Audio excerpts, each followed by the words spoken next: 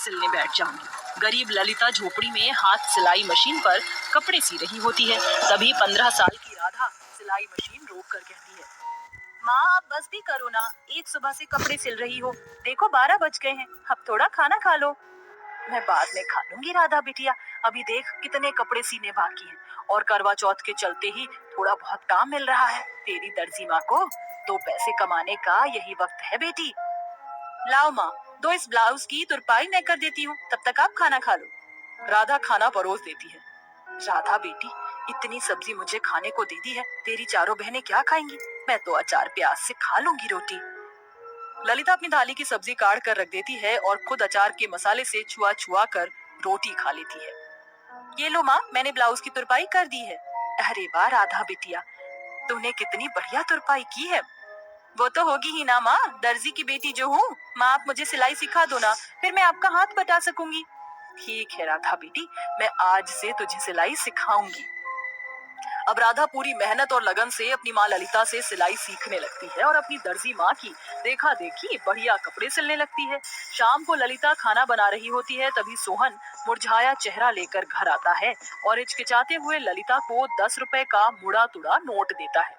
ये लो ललिता, आज बस सुबह से रात तक दुखड़ा धंधा करके 10 रुपए ही कमाए तुम्हारे इस गरीब मोची पति ने। अजी इतनी महंगाई भरे जमाने में आटा दाल सब कुछ इतना महंगा हो गया है, 10 रुपए में क्या आएगा? आप कोई दूसरा काम क्यों नहीं करते? मगर ललिता, मुझ लंगड़े को काम देगा भी कौन?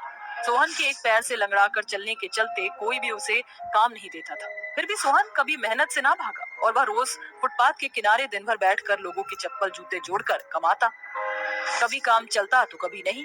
ऐसे में घर का खर्चा चलाने के लिए ललिता ने घर में ही दर्जी का काम शुरू कर दिया। ललिता अकेले ही अपनी 5 बेटी राधा, गौरी, आशा, पिंकी, सोना और 2 साल के बेटे को भी पाल रही थी। फिर एक दिन, राधा बेटी जरा मेरे लिए थोड़ी सी चाय बना दे, पता नहीं सुबह से सर दर्द के मारे फटा जा रहा है। ठीक है माँ, मैं अभी बनाती हूँ।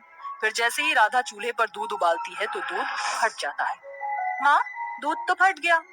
दीदी तुम इस दूध को फेंकना मत, इससे पनीर बन जाएगा। माँ आज पालक पनीर बनाओ ना, खाने का बड़ा मन कर रहा है। ठीक है, मैं तुम पांचों के लिए आज पालक पनीर जरूर बनाऊंगी।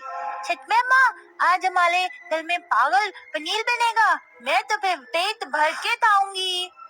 मैं बाजार से पालक लेकर आती हूँ। माँ आज हम सबको भी अपने साथ बाजार घुमाने ले चलो ना माँ, देखो मुन्ना को भी घूमने जाने का मन है ना मुन्ना? हाँ बोल। ललिता अपनी 5 बेटियों को लेकर बाजार जाती है, जहाँ पूरा बाजार करवा चौथ के लिए रंग बिरंगी चूड़ी, सुंदर सुंदर साड़ियों से सजा हुआ होता है। तभी गौरी एक दुकान पर टंगी साड़ी देखकर कहती है, माँ देखो ना कितनी सुंदर साड़ी है, आप ये साड़ी करवा चौथ पर पहनोगे तो सबसे सुंदर दिखोगे, ये साड़ी ले लो ना माँ। हाँ माँ, ये साड़ी खरीद लो ना। आशा, गौरी, मेरे पास बहुत सी साड़ी रखी हुई है, फिर क्यों खर्चा करना? मगर माँ हमने तो आपके पास कोई भी नई छाली नहीं देखी, ले लो ना माँ। अच्छा ठीक है। गरीब ललिता साड़ी की दुकान के अंदर आती है। सुनिए भाई साहब, ये वाली साड़ी कितने की है? वैसे तो ये एक साड़ी पूरे 25,000 की है, मगर अभी करवा चौथ स्पेशल ऑफर चल रहा है, इसलिए 10,000 में दे दूंगा। भाई साहब, मुझ गरीब दर्जी के पास 10,000 तो नहीं है, आप कोई 100-200 वाली सस्ती सी साड़ी दिखा दीजिए, ताकि मेरी बच्चियों का मन रह जाएगा। तभी दुकान की चकाचौंध देखकर उसकी 5 बेटियां भी उसके पीछे पीछे दुकान में घुस आती हैं। तभी अमीर घमंडी दुकानदार उन्हें झाड़ कर भगाने लगता है। अरे इस तरह से दुकान के अंदर क्यों घुस रही है? भीख सड़क पर मिलती है, चलो फूटो यहाँ से। आप इस तरह से इन्हें धक्का क्यों दे रहे हैं? ये मेरी ही बेटियां हैं। दो कौड़ी की गरीब कहीं की औकात एक पैसे की नहीं, और मुंह उठाकर इतनी महंगी साड़ी के शोरूम में घुस आई। भाग यहाँ से, पता नहीं आ जाते हैं कहाँ कहाँ से गरीब भिखारी लोग। चलो मेरी बच्चियों, मुझे कुछ नहीं चाहिए, चलो यहाँ से। बेचारी गरीब ललिता मन मार कर अपनी 5 बेटियों को लेकर घर आ जाती है और गरीबी भरी जिंदगी को सोचकर बहुत रोती है, जिस वजह से उसकी तबीयत बहुत खराब हो जाती है। वहीं सोहन को भी पुलिस वाले फुटपाथ से हटा देते हैं। तभी राधा अपनी चारों बहनों को बात करते हुए सुनती है। उस दुकानदार ने हमारी माँ को धक्के मारकर भगाया था ना, चलो हम चारों अपनी गुल्लक तोड़कर माँ के लिए करवा चौथ पर सुंदर सी साड़ी दिलाएंगे और चूड़ियाँ भी। सोना, गौरी, आशा, पिंकी, तुम चारों चिंता मत करो, मेरी बहनों, हमारी माँ करवा चौथ जरूर मनाएंगी। अब ये दर्जी बेटी अपनी माँ के लिए सुंदर सी साड़ी बनाएगी, उसके लिए मुझे तुम चारों की मदद चाहिए होगी। हम आपकी पूरी मदद करेंगे दीदी। राधा के साथ चारों मिलकर सिलाई में हाथ बटाती हैं और अपनी माँ की जगह वो गरीब दर्जी बेटी लोगों के लिए करवा चौथ के कपड़े सीकर पैसे जोड़कर साड़ी बनाती है। पिंकी, सोनी, आशा, तुम तीनों माँ का ख्याल रखोगी। उन्हें समय से खाना खिलाना, दवाई देना तुम्हारी जिम्मेदारी है। ठीक है दीदी। फिर 5 साल की पिंकी थाली लगा कर ले आती है। माँ, तो माँ खाना खा लो। पिंकी अपने नन्हे हाथों से ललिता को खाना खिलाती है। ये लो माँ, जल्दी से दवाई खा लो, फिर हम आपके पैर दबा देंगे। राधा दीदी, हमने माँ को देने के लिए साड़ी तो बना ली, मगर श्रृंगार का सामान, करवा, ये सब कैसे आएगा? गौरी दीदी, तुम भूल गई, जब माँ हमें 1-1 2-2 रुपए देती थी तो हम उसे गुल्लक में जोड़ते थे, उससे सामान आ जाएगा। गुल्लक तोड़कर वो उन पैसों से अपनी गरीब माँ के करवा चौथ के लिए कांच की कच्ची चूड़ियां, आलता, बिंदी, सिंदूर और सरगी का सामान लेकर आती है।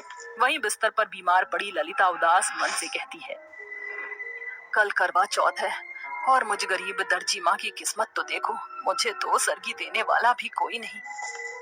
किसने कहा कि आपको सरगी देने वाला कोई नहीं? माँ, आपकी 5 बेटियां हैं ना? सुबह के 4 बज गए हैं, सरगी का समय हो गया है। अपनी बेटियों की तैयारी देखकर गरीब दर्जी माँ का मन भर आता है। राधा, गौरी बेटी, ये सब कुछ लाने के लिए तुम्हारे पास पैसे कहाँ से आए? माँ, हम 5 दर्जी माँ की बेटियां आए तो हमारे हाथों में हुनर तो होगा ही। मैंने आपकी जगह करवा चौथ पर लोगों के कपड़े सिले थे और कुछ पैसे जोड़ रखे थे। कल करवा चौथ पर आप यही साड़ी पहनना। इसके बाद 5 बेटियां अपनी गरीब दर्जी माँ को अपने हाथों से सरगी का निवाला खिलाती हैं। अगले दिन ललिता भूखी प्यासी रहकर करवा चौथ का व्रत रखती है। चलो, अब मैं बिल्कुल ठीक हो गई हूँ। तुम बच्चों को काम करने की जरूरत नहीं, मैं तुम्हारे लिए खाना बना देती हूँ। माँ, आज आपका करवा चौथ का व्रत है, इसलिए आज आप कोई काम नहीं करेंगी, बस आराम करेंगी। 5 घर के कामों में एक दूसरे का हाथ बटाती। थोड़ी देर में शाम ढल जाती है और ललिता अपनी 5 बेटियों की बनाई साड़ी को पहनकर तैयार होती है। लाओ माँ, मैं आज आपका जूड़ा बना देती हूँ और मैं माँ आपको महावर लगाऊंगी। हम दोनों माँ को चूड़ी पहनाएंगी।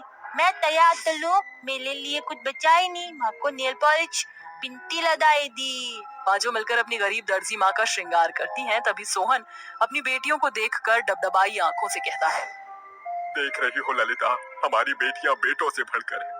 बुरे हालातों में इन्होंने इतनी सी उम्र में घर का खर्चा तक चलाया और तुम्हारी करवा चौथ की रीत भी न टूटने दी। भगवान हर किसी को ऐसी ही बेटी दे। राधा ललिता को करवा चौथ की कथा सुनाती है। थोड़ी देर में चांद भी निकल आता है। तभी वह 5 पूजा की थाली तैयार करके ले आती है। ललिता चांद को अर्घ देकर करवा चौथ की पूजा करती है और छलनी में अपने पति का चेहरा देखकर आशीर्वाद लेती है। मेरा व्रत पूरा हुआ जी, मुझे आशीर्वाद दीजिए। आखिर में ललिता अपने पति के हाथों से पानी पीकर करवा चौथ का व्रत तोड़ती है और चांद को देखकर नम आंखों से मन ही मन कहती है, चौथ माता, आज के दिन हर सुहागन करवा चौथ पर अपने पति की लंबी उम्र की कामना करती है, मगर इस गरीब दर्जी माँ की विनती है, माँ, मेरी भी उम्र मेरी बेटियों को लग जाए, हर जन्म में मैं इनकी ही माँ बनूं। धन्यवाद माँ, मुझे इन जैसी बेटियों की माँ बनने का सौभाग्य देने के लिए।